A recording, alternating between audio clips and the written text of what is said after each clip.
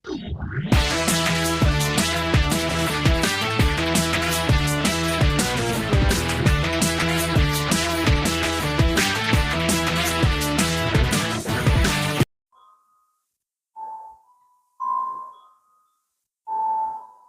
bayan ng Bulacan, isang pamilya ang nakakaranas ng mga kakaibang pangyayari. Patong-patong na problema ang idinulot umano ng lubak-lubak na kalsada sa ilang bahagi ng San Miguel, Bulacan. Ang mga lubak na ito pumitil pa umano ng buhay ng isang rider na nagulungan ng truck. Agad binawian ng buhay ang isang rider matapos mabangga at magulungan ng truck. Gabi noong July 30 sa Maharlika Highway, nasakop ng Barangay Salangan sa Miguel, Bulacan. Simula nang pumanaw ang kanilang mahal sa isang trahedya, tila ba hindi na sila tinatantanan ng mga pangungot, mga panaginip na paulit-ulit.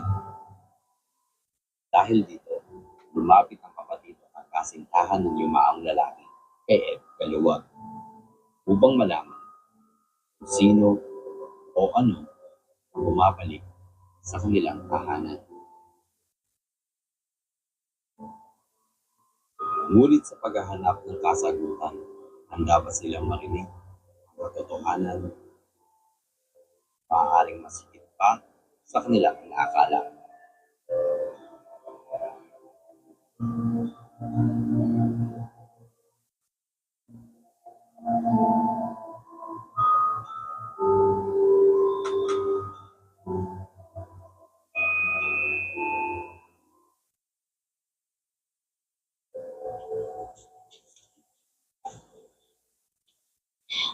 Ako si Erica Faye Nolasco, kapatid ni Jefferson Catap. Noong July 29, may tumawag sa akin ng 12 midnight na pulis galing sa San Miguel, Bulacan. Then sinabi nga niya sa akin na naaksidente yung kapatid ko, pero hindi ako naniwala agad kaya pinaulit ko sa kanya. Then tas nung na-confirm ko na kapatid ko talaga yun, nagpunta kami agad ng kuya ko sa San Miguel ng alauna ng madaling araw.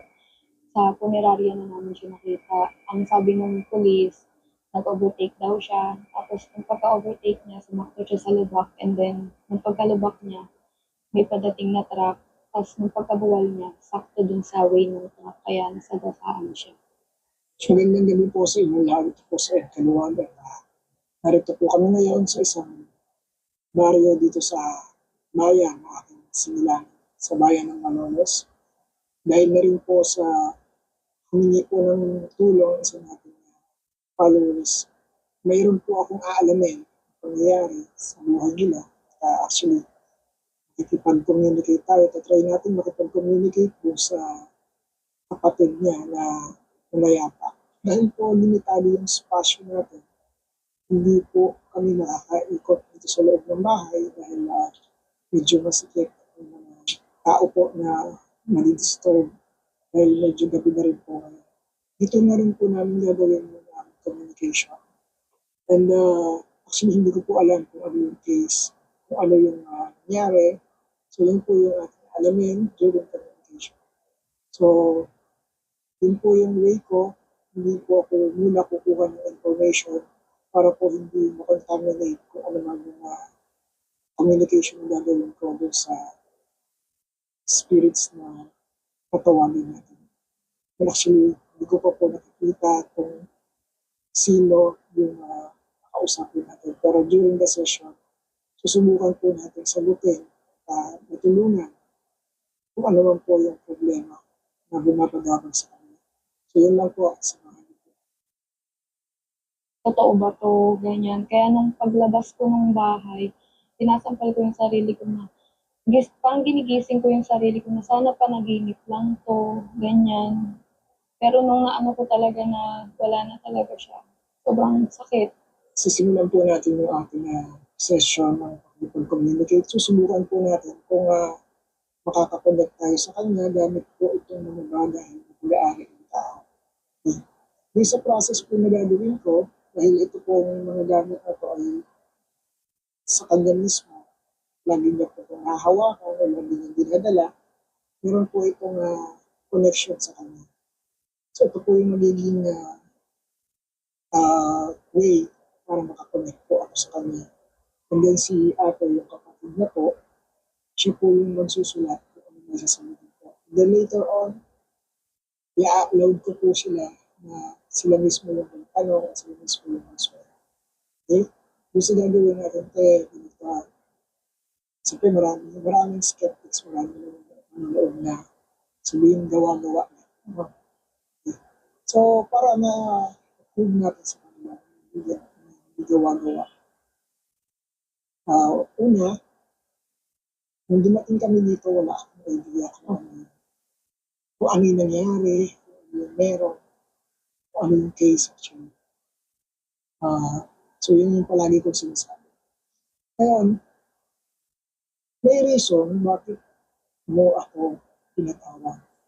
Diba? Opo. So ano yung isang reason? Sabihin mo lang, isang reason lang bakit ka nag-decide na kumonsulta sa katulad. Kasi po lagi ko napapanood yung mga videos niyo na nakakakausap talaga kayo ng mga namayapang tao. Yun po. Kaya po nag-ano agad ako sa inyo kasi para malaman ko yung gusto sabihin ng kapatid ko kung may naman po. Ako po si Ruby Rose Quezon, girlfriend po ni Jefferson Cato. Taga San Miguel po. Si Jeff po, bilang boyfriend, maalaga, clingy, tapos makulit, mapagbiro, tapos mahilig po siyang mag-asar, ganun po siyang tao. So, yung pinaka-namimiss ko po sa kanya is yung mag-chat siya. Umuwi ako dyan ha. Sabihin mo kay tita na dyan ako matutulog. Tapos bukas paalam ka, alis tayo, gagala tayo. Yun po. Sige. So ito po, subukan natin. Kasi supposed to be dapat reachable sa community. Kaya lang limitado yung space natin at yung area po ay medyo nandun tayo sa lugar. May tubig, may mga puno. So, para ma-avoid po natin yung interruption ng mga elementals. Kasi sa mga ganitong lugar po, at sa mga ganitong oras na, medyo elemento dito sa paligid. Actually, dyan sa sinayaanan namin. Diba? Merong, kasi yung pagdaan ko doon, meron akong naamoy. Usually, pag ganun yung amoy, may elemento, nakatapat yung ganun amoy. Okay. So, ito po yung gagamitin ko na indication sa kalong makakapagod. Okay ko. So, ngayon ko pa lang po maaalam yung pangalan. Yung pangalan ko. Jefferson Cato. Jefferson. So, ito po yung gagawin natin indication kung talagang makakakulit tayo. So, mapapansin niyo yun, ma'am, habang hindi ko pa tinatawag, nakasteady siya. Ngayon, kapag siya dumating dito o naramdaman ko, iikot yan, ma'am. Or magaganon. Pag yan ay nagpakita ng ganun signs, ibig sabihin, meron siyang napipick up na energy sa kanya. So, ito yung gamit mo, Jefferson. At hawak ka dito sa lang. Hawak ka lang, isang kamay yan. Okay? So, ito po bago natin pakita ko lang po sa camera, hindi po ito natin mapipil magagalaw dahil yung pipilitin natin kasi meron po siya. So, mamaya papakita natin yung mas malaki sa camera.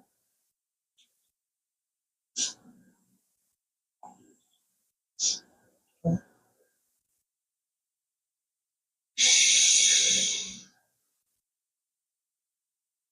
Jeff ba yung tawag pala yan? Opo. Jeff. Jeff. Tawagan kita Jeff. Gusto ko siya. Nice ka magsabi. Jeff.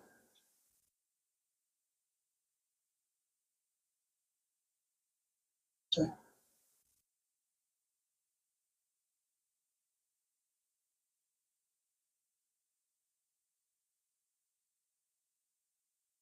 Hindi mo makipakita sa akin.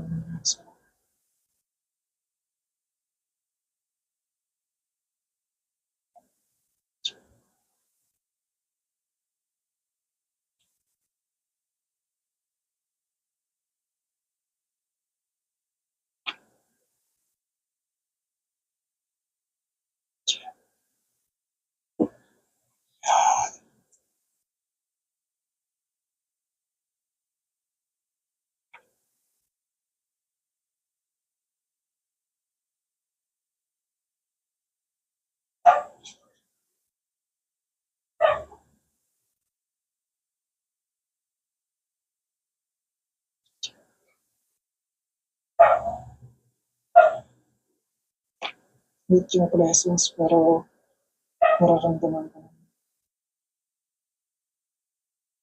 may sakit.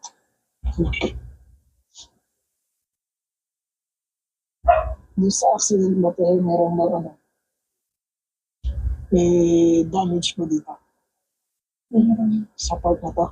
Meron po. Masakit eh.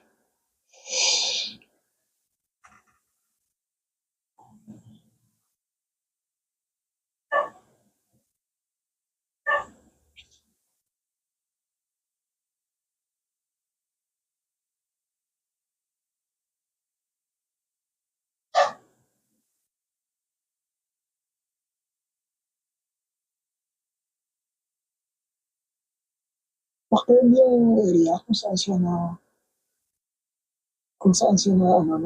aksidente. Kasi parang gano'n. Galing siya doon sa parang Tacoma. Ang pinangalaman niya. Yung pinanggalingan niya, bago siya, parang ano kasi, ang daan ay pala nito. Gumanon. Nagpakurbang gano'n. Tapos, malapit sa may bakod na may pinturang puti ba yun? O parang cream. Doon ba siya bumagsak? Okay. Doon sa may bakod, malapit doon sa may, basta doon sa kung saan siya bumagsak, may nakikitang bakod na pintura ay kung hindi siya puti, cream.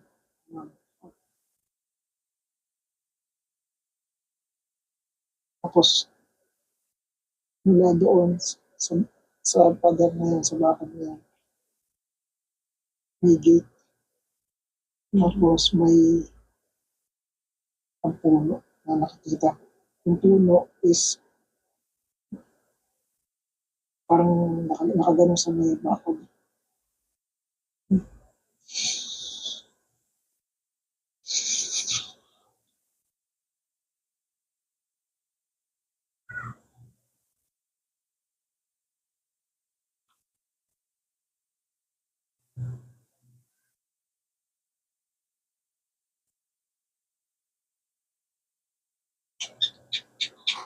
Ate, kayo ba galing ba siya sa'yo?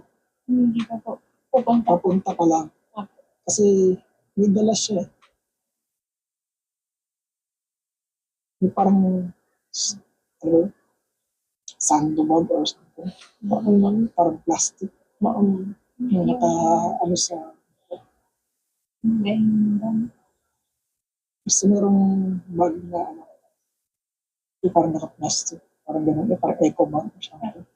Eco bag, yung nakaano doon sa mga to.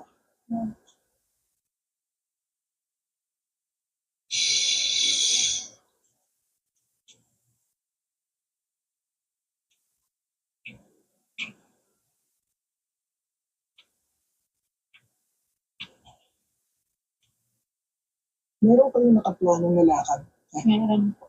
na dapat pag-uusapan na supposed to be that time. Kasi po, siya po kasi may hilig siyang gumala. Yun po yung totoo. May hilig siyang mag-rides. Tapos po magpapakita siya sa akin ng mga pictures kung saan pupunta. Yung isa pong pinangako niya is yung rides namin pa Baguio. Ano po yun? Magra-rides daw po kami. Tapos po, doon kami mag-i-stay ng 3 days, 2 nights. Tapos, yun na po. Tapos gagala po kami doon ng ganung araw. Para daw po, ma-enjoy naman namin yung Baguio ng kami dalawa. Kasi po, galing po ako ng Baguio nun para sa retreat namin. Nabanggit ko po sa kanya. Tapos sabi niya, gusto niya, susunod kami naman po yung bumalik. So, ayan na.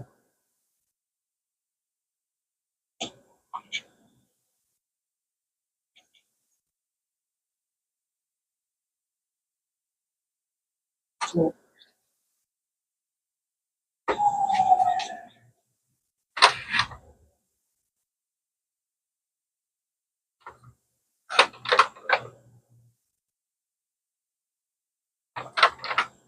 Kung gusto ko lang sabihin.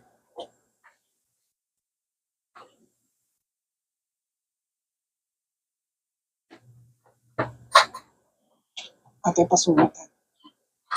Pasulatan.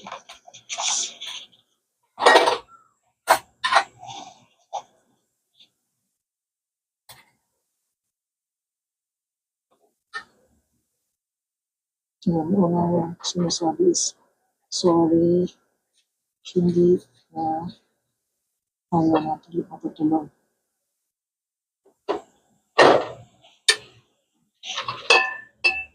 Saan kayo pupunta? May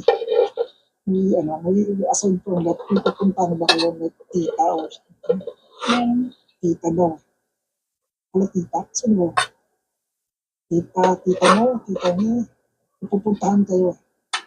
Yung sinabi. Tapos,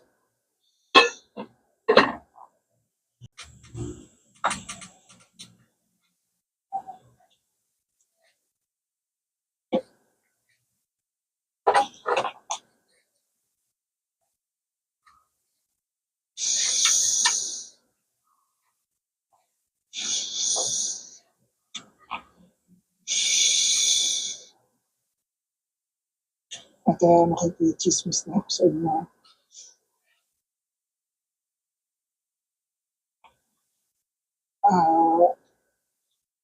Totoo ba na kung magkasama kayo, yung pinag-uusapan, isa sa mga madalas pinag-uusapan is tungkol sa baby? Ha? Lalaki yung gusto niya.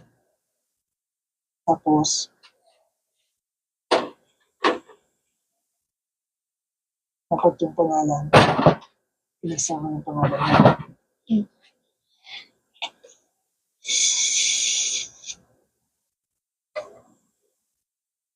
Saan yung outing? May outing ba kayong pupuntahan? Meron po sa Kasi ito ang mga nakaplano sa kanya. Outing. Ano po meron. Sa birthday po sana ng anak ko. Next month. Okay.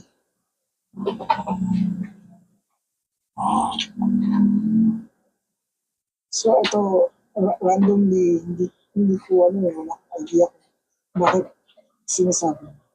Something about like puppy, tuta. Sino ba ang mahilig sa aso? Ha? Kasi sabi niya habang wala pang baby, yun muna, mag-aalaga kayo ng isang sakit yung likod. Maalaga kayo, tama ba? Nabanggit niya yun? Napag-uusapan lang po namin na gusto niyang regaluhan ako ng isang hayop na alagaan ng dalawa. Ang lakas na.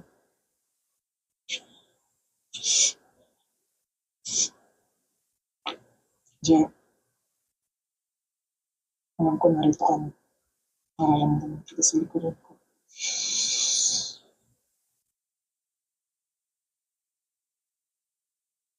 Ate, anong tawag mo sa kanya? Yan po.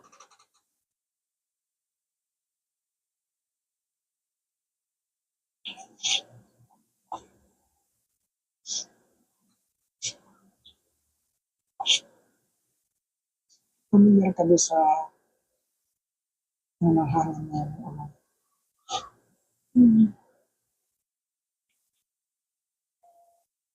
Pwede ka man tanong tayo.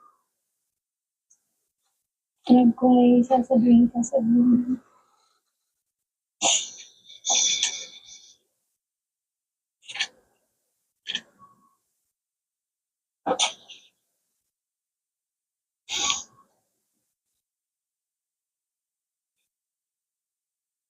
Ate, yung sinasabi niya, sasabihin ko lang ng diretso, wala kung ano yung sinabi niya eksakto. Sabi niya,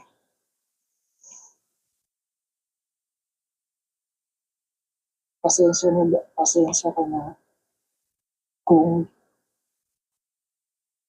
nasusumbatan kita minsan.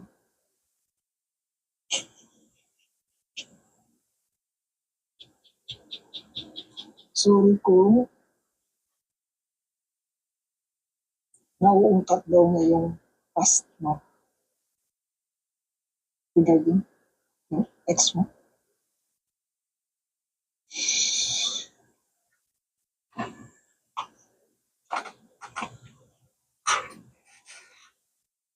Hindi din daw siya ng sorry sa pinsan mo. Bakit eh? Sino sa pinsan mo medyo nakaano? Meron po ko natin. Meron po. Sabi niya, hindi mo ko ng sorry. Pinsan ba? Pinsan mo? Opo, may pinsan. Na medyo hindi nagkaano kasi. Gano'n. Hindi naman po masyado. Okay.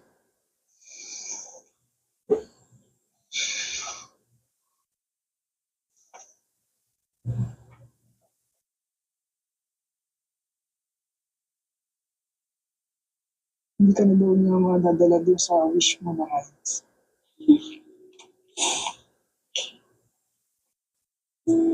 Something, yung lugar ay ano ko pero parang overlooking. Tapos,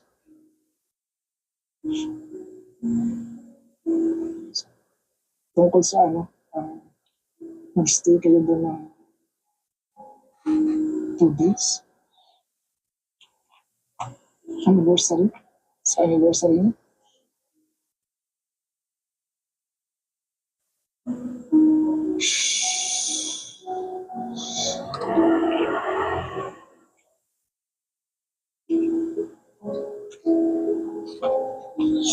Ate, may sinasabi siya sa'yo. Pwede kang magtanong. Ikaw, anong gusto mo sabihin? Jeff, anong gusto mong sabihin sa akin? Kasi sa akin ka lagi nagpapakamita. Bakit naman hindi?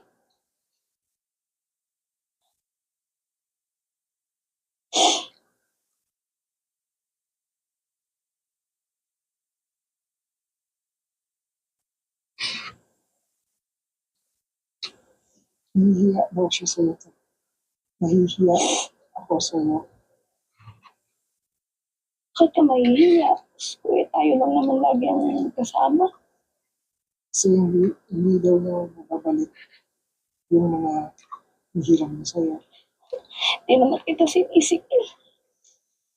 Ikaw din naman ganun sa akin, di ba? Pag kailangan ko ng pera, nagbibigay ka sa akin. Di mo ko sinisingil.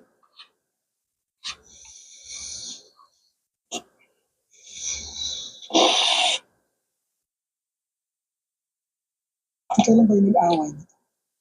Kung ano lang po, Kasi 28 ng gabi.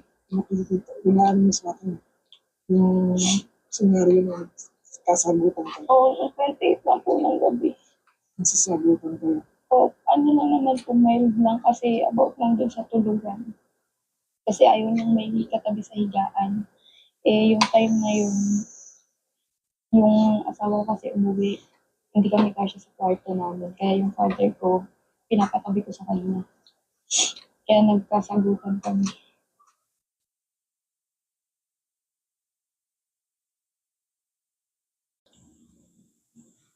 Bakit sa akin siya lagi nagpaparamdam? Bakit kila mami hindi?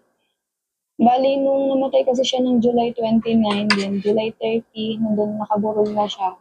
Nahiga ako dun sa kwarto. May sumiksik sa akin 3 beses. Kasi kahit siksik lang, kilala ko talaga yung boses niya. Kasi sa ganung paraan niya ako tinatakot eh. Sa ganon.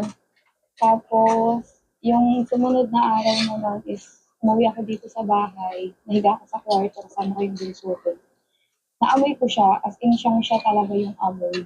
Amoy formalin, amoy bulaklak, gano'n. Tapos, ito lang, recent na lang na pag uwi ko galing sa work, pagtayo ko dun sa tabi ng Durabox niya. Kasi siguro alam niya, gusto ko kasi yung amoy ng pabango niya. Pagtayo ko dun, naramdaman ko na tinabihan niya ako. Pinaamoy niya sa akin yung kabango niya. Tapos kaninang umaga, naglilinis ako sa bodega kasi ayaw niya talaga na madumi yung bodega namin. Nung naglilinis ako, alam ko nandun din siya. Kasi yung amoy, iba. Iba yung amoy. Amoy formalin. Tapos nung paglabas ko ng bodega, pagbalik ko, wala na yung amoy. Ganun. Tapos sa panaginip ko din, nahihingi siya ng stick ko. Sa panaginip ko, binibigyan ko siya ng tinapay. Sabi niya, ayoko niya natin, gusto ko ng stick ko, hingi mo ko kay Ruby. Yun ang ano niya sa akin. Yun yung sinasabi niya. Sorry, pinatulan ka daw niya.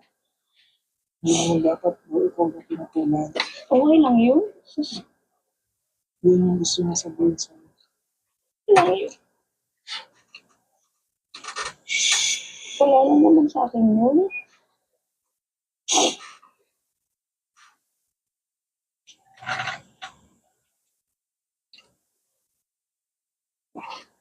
Ano ba gusto mo sabihin, Jeff?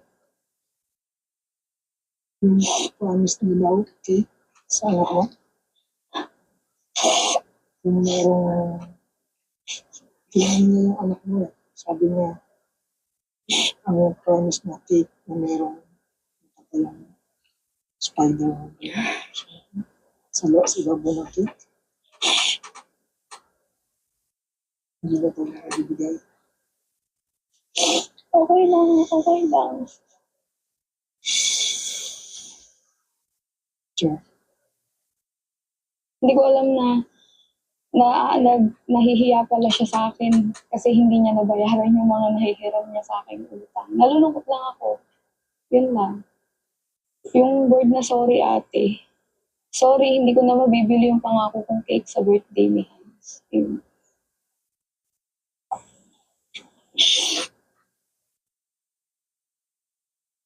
Ate, hawakan mo to. Ate, hawak ka sa kanya. Mag-hawak kayong dalawa. Hawak kayo dyan sa gano'n. Hawak tayo tatlo dyan sa gano'n.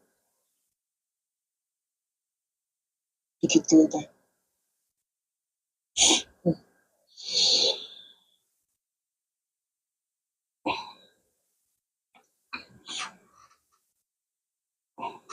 Jeff, sa huling pagkakataon, pwede mo ba silang yakapin?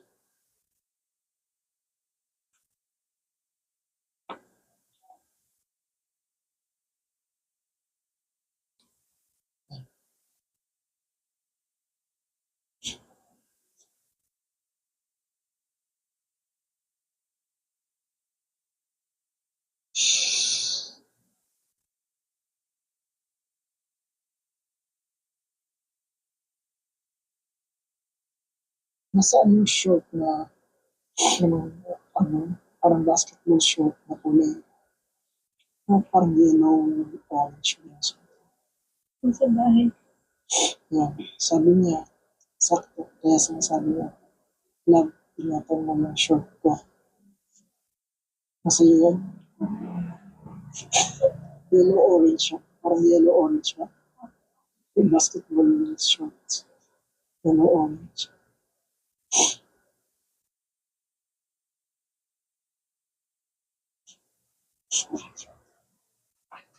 At tulong kami kinausap kasi parang bibili talaga siya ng pati para sa'yo. Inuulit-ulit niya ngayon sa akin.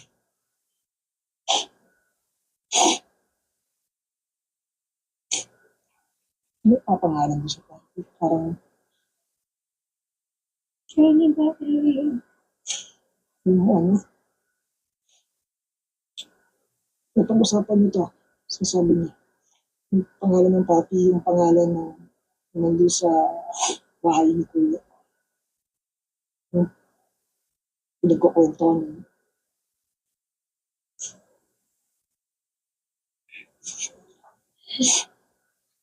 Meron na siyang kinausap meron na siyang tinatanong, parang susurprise ka niya, pinapapareserve mo yung pati. Shih Tzu.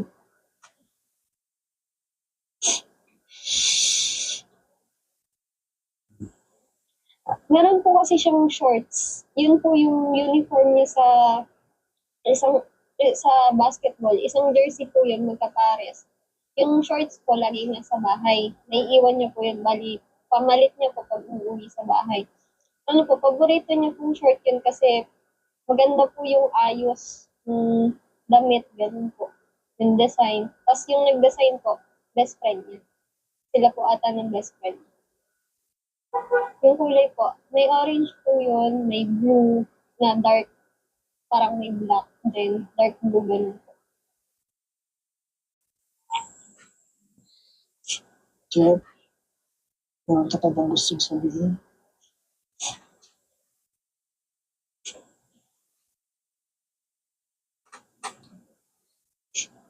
May plano ba sila ni daddy mo mag may gustong gawin parang negosyo o yung mga kailangan ng tricycle? Bali yung asawa ko po sana. Hmm. Mag-ano po sana, magtitinda po ng Paris. Okay. Yun po ang Kasi sabi niya yung sidecar, babakas siya doon sa sidecar. Magbabakas siya sa sidecar. Opo, kasi minsan nag-uusap sila ng asawa ko tungkol po sa pagnenegosyo ng Paris. So, yun, isa sa sinasabi niya. Kasi parang tinatanong niya kay daddy mo kung may alam tungkol sa sidecar. Yung sinabi niya.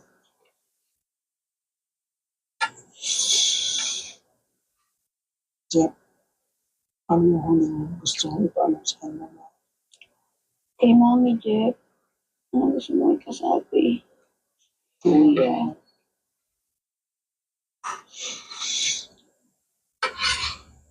sorry na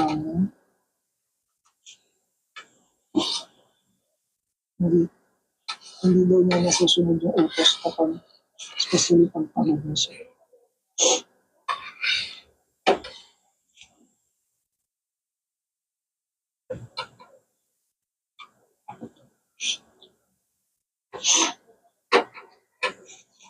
Yung damit siyang gusto mong bilhin para kay Mami.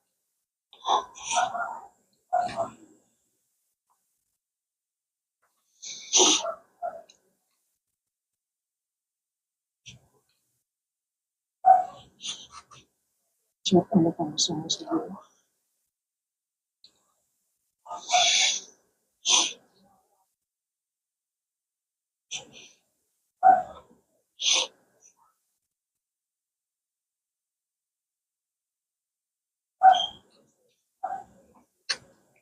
Salamat.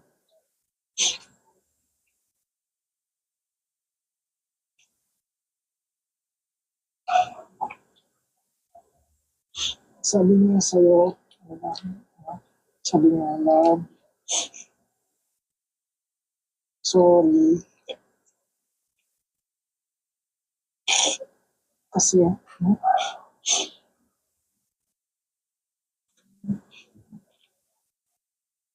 hindi na kita masusunod. Sorry, kasi,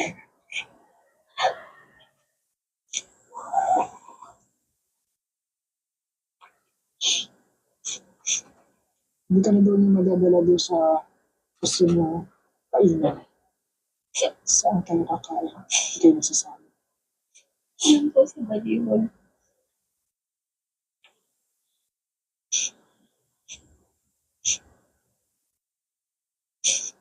Sabi mo, hindi na daw kayo makakapunta doon sa gusto niyo kainan. Okay lang yun.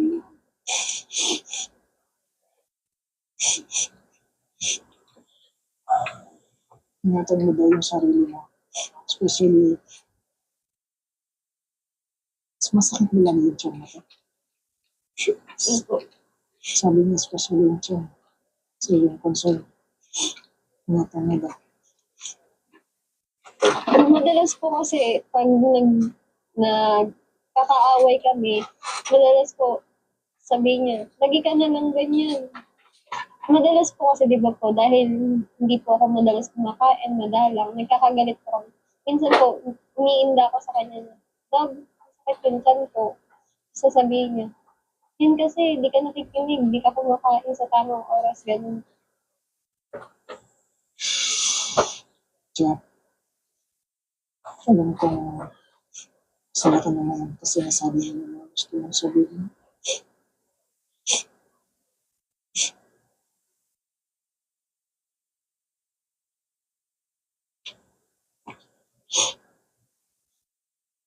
At meron siyang hiling sa'yo. Sige, ano yun? Sabi niya sa inyo po, sa kanya, sabi niya, pwede daw ba pag magka-baby ka ng lalaki, pangalan mo sa kanya. Yan, sabi niya.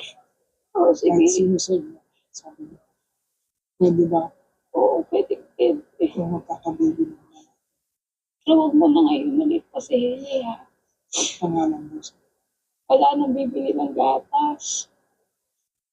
Umalis ka na kasi.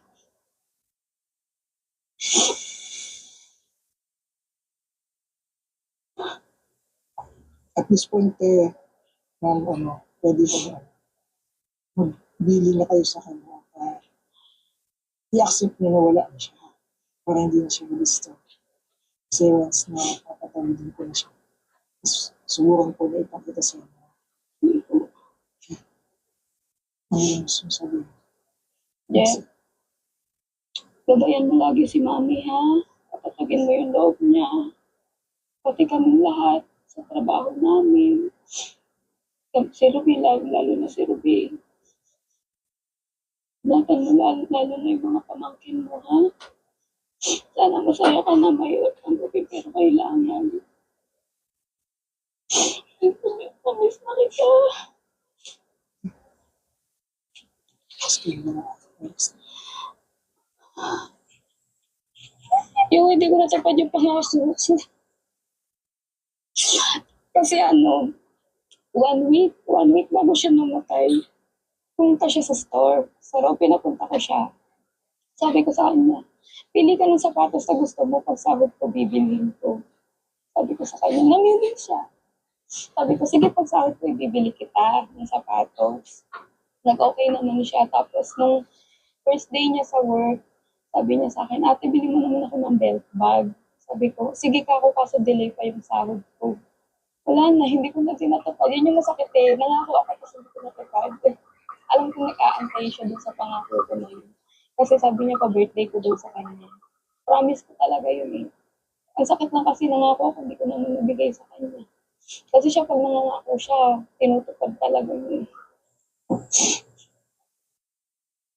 Concentrate lang, hawak lang kayo dyan sa gamit. Suporto mo tayo dyan. Yes ko. Marap ka na sa iyo. Sa katanagid ka na. Masaya na ang mga tao na iwanan mo. Tanggap mo lang ang pagkawala. Maaaring matatagalan bago ko may nakalimutan, pero hindi masaya sila para sa iyo.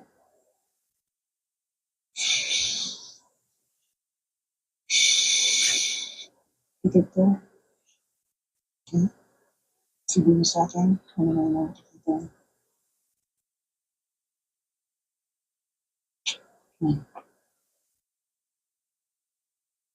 Dito sa harapan tayo. Tingnan kayo. Titilat na po. Sige lang. Ikitin mo na kayo.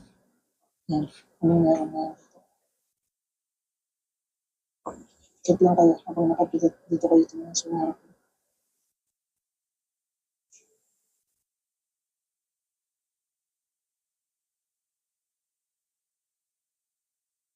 Stop. Meron kayo napansin?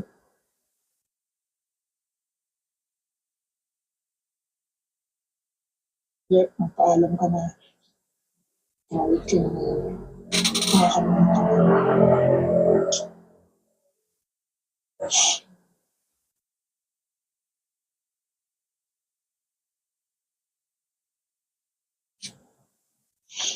Anong ganun? Hirap na yun. Anong ganun mo? Mayata. Sabi mo ko, Jeff. Tingnan nila mabuti ha.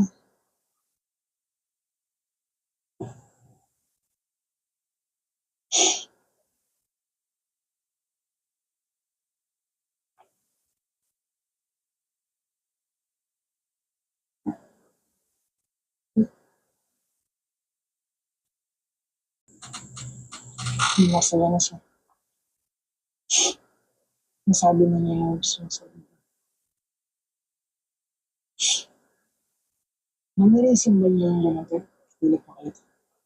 Nanirisim niya ba yung gumagano? Opo. Pag magpapaalam, sabi niya, sapa na, abay, mga ganun. Pwede. Nanirisim niya yan. Ganun siya kasi, papaalam siya. Mga ganun siya. Parang shoot. Tapos yung pagbabay niya puro pabiro. Mas actually masaya siya. Okay na po siya. Yeah. Simple lang naman yung mga gusto niya sabihin. Yung mga hindi niya natupad, hindi niya nagawa, yung mga plano. So, yung kasi kadalasan ng mga retainer memories, yun yung magpapahirap. Hindi masolusyonan.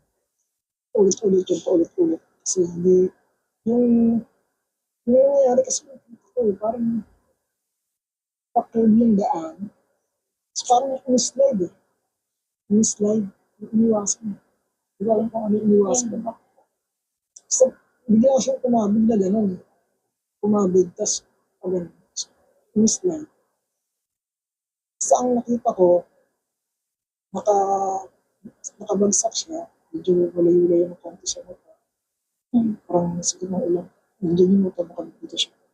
So, tapos, may bakod, pader na parang cream or white. Basta kung white siya, medyo madumi na. Tapos may gate. Tapos may puno doon. Doon siya sa area naman. Pero that time, may dala siya. May nakasabit sa motor niya, parang eco ba. Tapos, kaya nag-aamo ko, parang that time, ang plano yata is, ipaplan yung tungkol sa rides, yung pag-aalis na. Tama ba? Hindi na pag-uusapan sa puso, na kasama sa plano niya. Magra-rides kayo. Please, okay na siya. Sa pagda namin, pag ganyan kaya, paparamdam ang papanagin. Kasi yan, once na tumawid yan, ang naiiwan dito is yung residual energy nila. Residual yung sabihin. Lahat ng bagay na ginalawa nila, lahat ng lugar na kung saan siya nag-stay, unti-unti yung nawawala. Pero may mga time pa rin na mararamdaman niya, pero it doesn't mean na nandyan siya. Ayun din. So yun din. Pero pataka ko bakit binili niya yung short. Favorite Meron niya sa short. Favorite niya po. Parang ganun din kasi yung pinakita niya sa akin. Paalis na siya. Shorts na parang egg yellow. Parang orange na dilaw. Skin. So, hinahanap niya eh. Saka, yun kasi sinusuot eh. Yun ang ano niya, yun ang pinili niya sa'yo. So, tabi mo yan. Tapos yung gusto niya, magkakababy ka, ikaw ang lalaki. Sino daw kakaroon yung lalaki? Panghalan mo sa kanya. Hindi ko po siya nasabihan ng I love you na personal. Yun po. Opo. Kahit buong magkasama po kami. Bali, showy lang po ako kasi hindi po ako mahilig magsalita ng halimbawa po, nag-express ng nararamdaman ko. Yung huling message ko sa kanya, love, lagi mo akong babantayan. Miss na kita. Pipilitin kong tanggapin yung nangyari sa'yo. Tapos, mahal na mahal kita, love. Yun lang po. Kasi every time lalo sa umaga yan, pagbangon niya, gaganon siya, mag-dribble siya. Tapos, pagka mag-yosi yan. After niya mag-yosi, mag-dribble na naman yan. Tapos, pag maliligo, ganun. Yun talaga yung ano niya lagi. Ewan ko sa kanya, hobby niya na yung mag-basketball. Sa bagay, mahilig naman kasi siya talagang mag-basketball. Yung babay. Kasi yung pagbabay kasi niya laging, bye-bye. Ganun po. Lalo pag natupunta sa work ko. Alis na kami ate. Sige ka ko ingat. Bye-bye te. Ganun siya. Kaya naano ko talaga na siya talaga yun. So, natapos na po natin yung ating session and narinig niyo naman po kung ano yung mga sinabi sa akin. Sila po mismo yung nagko-confirm na mayroong ganong pangyayari at mayroong mga ganong bagay or may kinalaman kay Jeff. And para din po sa mga taong hindi naniniwala doon sa aming ginawa, hindi naman po namin pipilit yung idea na yan. Pero para sa amin po, nakapagbigay po ito ng gaan sa loob ng mga taong involved. Sa akin, sa kanila. At para kay Jeff, sana manatili ka na kung saan ka nararapat. At sana, pagdating ng panahon, ma-reincarnate ka, makabalik ka, at maalala mo yung mga taong nakasama mo. So, muli, ito po sa Ed Kaluwan, lagi niyo pong tatandaan, nasaan ka naman, ano man yung ginawa.